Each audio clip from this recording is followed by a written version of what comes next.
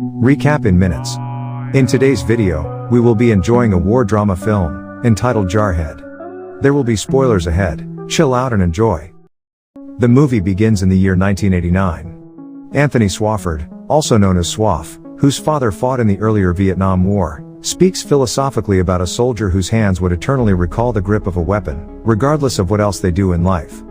Swaff's father participated in the Vietnam War. While Swofford and his fellow recruits are being lined up, a drill instructor by the name of Fitch begins speaking negatively about Swofford's father and how shameful his father was while serving in the United States Army. In a sequence that is evocative of Full Metal Jacket, Swofford is subsequently seen being abused by a drill instructor when he is a recruit in the United States Marine Corps boot camp. This made him realize that joining the Army was a bad decision. When Swaff and the other recruits he had just completed basic training arrived at Camp Pendleton in 1989, he was gazing at a photo of his girlfriend as they were traveling there.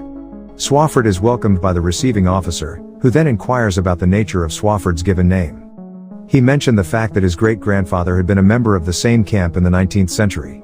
After that, he was posted to Gulf Company, which the receiving officer described as being full of mentally deficient people. It was then that the more senior Marines performed a terrible joke on Swaff in the form of a prank. Swaff was tied in his bed to accomplish by burning into his skin with a hot iron the letters USMC, which stand for the United States Marine Corps.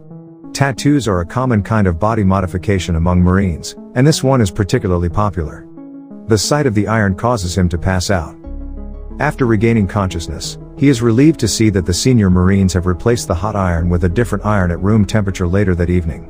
He is welcomed by Troy, who says to him, "Welcome to the suck." He does it in a cold and collected manner. Swofford meets the affable Staff Sergeant Sykes, a veteran in the Marine Corps, who extends an invitation to Swofford to attend the Scout Sniper training, which was formerly known as the Surveillance and Target Acquisition course, inside the bathroom. Swaff is ill and has been staying in the restroom of the clinic for a significant amount of time. After Sykes departed, Swaff was given instructions to report to the training on Monday. Later that afternoon, Swaff is late for his bugle tryout by Staff Sergeant Sykes at 0600. He is surprised when he is just played around by Sykes and asks Swaff to play using his mouth only. Swaff was, once again, taken advantage of in this way. The rigorous Corps training gets underway for Swaff and the other recruits. They put in a lot of time running, hiding in the bush, and practicing their sniper skills. After enduring grueling training sessions that resulted in the death of a fellow recruit, he was eventually promoted to the position of sniper and was given Troy as his spotter. The newly promoted recruits were given instructions on how to perform a rifle pledge. Not long after that, Iraq launched an invasion of Kuwait, and shortly after that, Swofford's battalion was sent to the Persian Gulf through a commercial airplane to take part in Operation Desert Shield. During their meeting with Lieutenant Colonel Kaczynski, the battalion commander, they were given the order to capture the target called Saddam Hussein. The defense of the oil fields is their primary responsibility. The unit is then transported to its base of operations. Marines are ordered to drink water, wait, scout the surrounding region, and familiarize themselves with the dry climate, despite the fact that they are really ready to engage in some actual battle. The Marines wear their gas suits while training under the scorching heat in the desert. They are now 62 days in the desert. A number of the Marines are concerned that their wives or girlfriends back home may cheat on them during the lengthy wait. Photos of women who have abandoned their romantic ties with members of the unit are displayed on a board that is visible to the public. Reporters from the field are conducting interviews with Marines in order to learn more about their locations, personal lives, and experiences serving as soldiers in Saudi Arabia.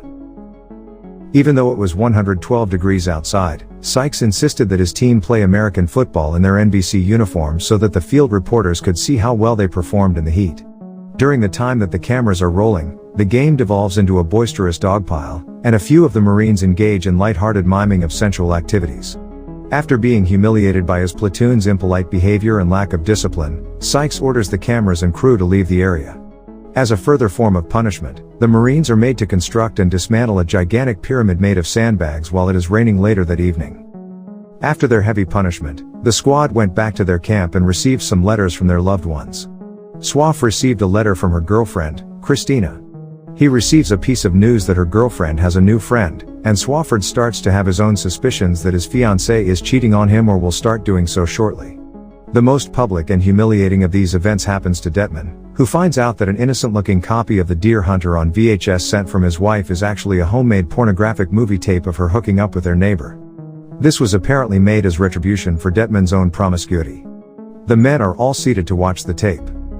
Fergus, a member of Swafford's squad, inadvertently started a fire that spread to a tent and a box of flares when they were celebrating Christmas in a spontaneous manner. Swafford is to be held responsible for what happened since he was meant to be keeping watch but instead had Fergus take his place. Swafford suffers the consequences of this action by falling from the rank of lance corporal to that of private and being made to do the humiliating chore of burning feces. Swafford is momentarily driven to the edge of mental collapse as a result of the punishments, the heat, and the boredom. These factors, together with his suspicions of his girlfriend's unfaithfulness and his feelings of loneliness, contribute to his condition.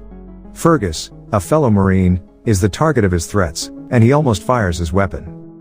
Following the long fight that took place in the desert, the ground battle known as Operation Desert Storm was initiated by the coalition forces, and the Marines were sent to the border between Saudi Arabia and Kuwait. Since the crew did not want any adverse effects after the attack, they were each given a PB pill to take in place of the nerve agents. They will be protected from the chemical reactions that are caused by the bombs and weaponry. In the meanwhile, the group started excavating their hiding places in preparation for the impending assault. Swafford learns from Sykes, in a brief moment just before the action starts, that Troy hid his criminal past when he enlisted in the military and that he would be dismissed following the conclusion of the conflicts. Troy is then given the USMC brand on his legs. As a result of an unintentional air assault by friendly forces, the Marines are now advancing across the desert with no opposition from opponents on the ground. U.S. vehicles may become targets of friendly fire from an A-10 close air support aircraft, which can result in civilian deaths. The forces go forward down the highway of death, which is littered with burned corpses and the wreckage of cars that have been set on fire as a result of the bombing campaign. Later, the Marines come upon flaming oil wells that were torched by the fleeing Iraqis. They try to dig sleeping holes despite the deluge of crude oil that is falling from the sky. Before they were able to kill them, Sykes gave the order for the squad to relocate to a location where the wind would shield them from the oil rain. Swaff finds out that Fowler has defiled an Iraqi body while Swaff is in the process of digging fresh sleeping holes. This realization pushes Swaff to the point where he wants to attack Fowler. On the other hand, he does nothing more than removing the corpse and bury it somewhere. Finally, Swafford and Troy have been assigned a task that involves warfare. Their mission is to eliminate 2 Iraqi officers who are believed to be hiding in a control tower at an airport that has been damaged by fighting.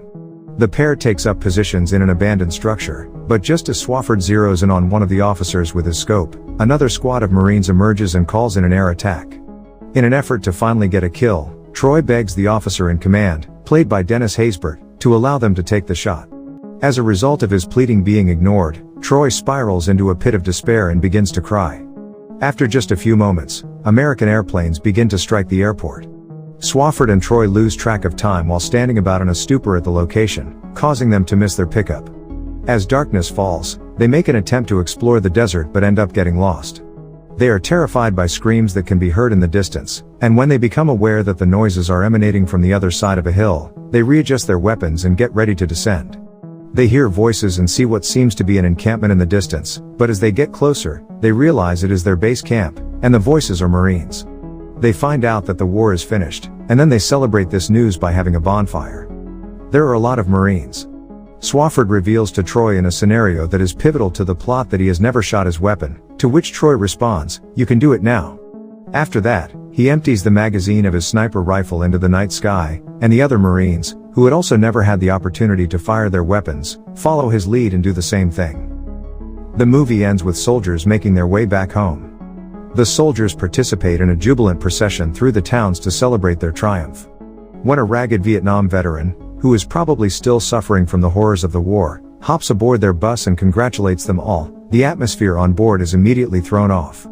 Swafford and his fellow soldiers were released and sent on their own ways not long after they arrived back in the United States. Swafford travels back to the house he shares with his girlfriend, only to find out that she is seeing someone else.